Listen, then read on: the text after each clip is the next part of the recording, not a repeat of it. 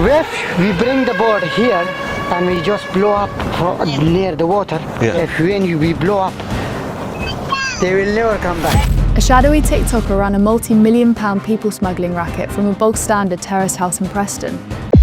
A container vessel arriving from South America, a manifest that lists industrial equipment, a border force intelligence team that has been tracking this shipment since it departed a Colombian port 17 days ago, because the same phone number that coordinated its loading was used 3 weeks earlier to arrange a small boat crossing from northern France, 250 kilograms of cocaine, inside fuel tank concealments, steel chambers, welded shut, repainted to match the surrounding metalwork, found by officers who knew exactly which container to open and exactly where inside it to cut.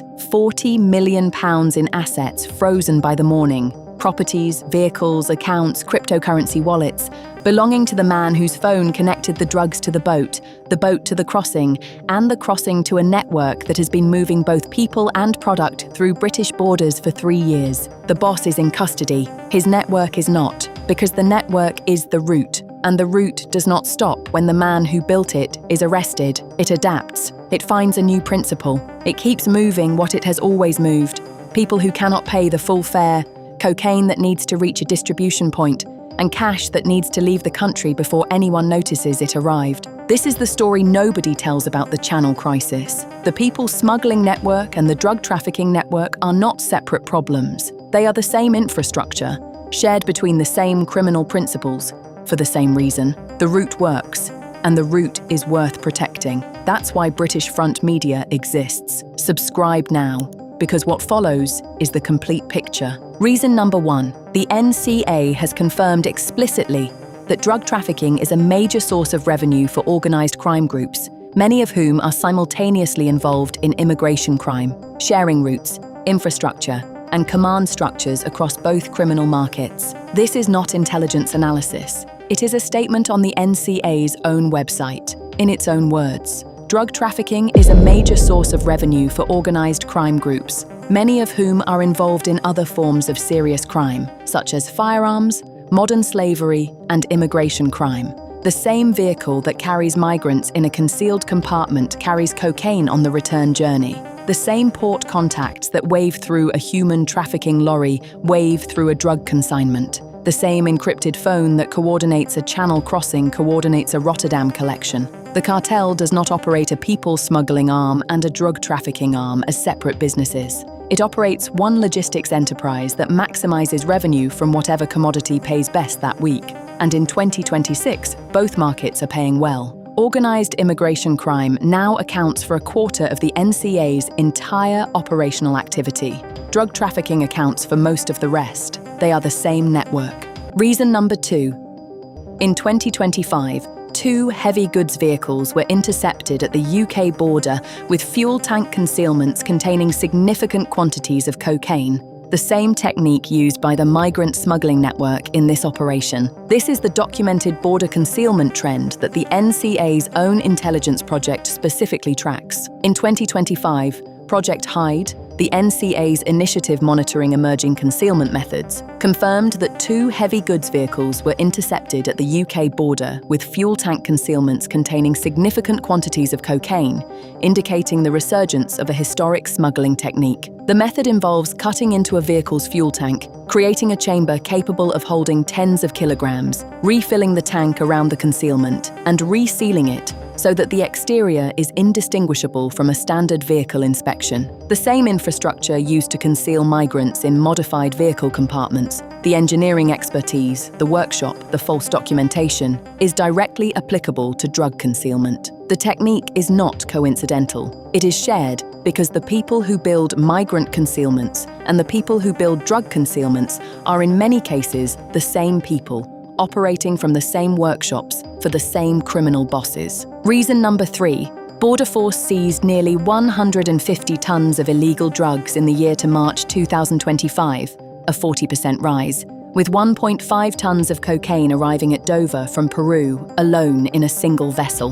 The scale of what is moving through Britain's border points is confirmed by official figures published by the Home Office in February 2026. In the year to March 2025, Border Force seized almost 150 tons of illegal substances, a 40% increase on the previous year and the highest total since records began, intercepting drugs on 269,000 separate occasions, a 24% rise. Within that total, a single maritime interception at Dover in January of that year produced 1.5 tons of cocaine, with a street value of just under £60 million, detected on a vessel arriving from Peru.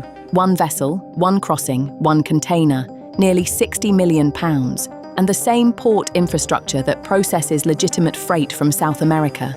The same shipping lines, the same manifest systems, the same container handling equipment is what those 1.5 tons travelled inside. Border Force seized it because of intelligence. What intelligence did not catch on that same day continued moving. Reason number 4. A people smuggling boss was arrested in Hounslow, London, coordinating Mediterranean crossings for thousands of migrants, then jailed for 25 years. While British-based fixers were managing channel crossings from Birmingham using phones containing evidence of 50 separate illegal entries. The cartel boss arrested in this operation fits a documented and prosecuted profile. Ahmed Ramadan Mohammed Ebid, an Egyptian national, was arrested in Hounslow, West London, while coordinating people smuggling operations moving thousands of migrants across the Mediterranean from Libya. He was jailed for 25 years in May 2025. He was not in Libya, he was not in France, he was in Hounslow, managing a continental-scale people smuggling operation from a residential address in West London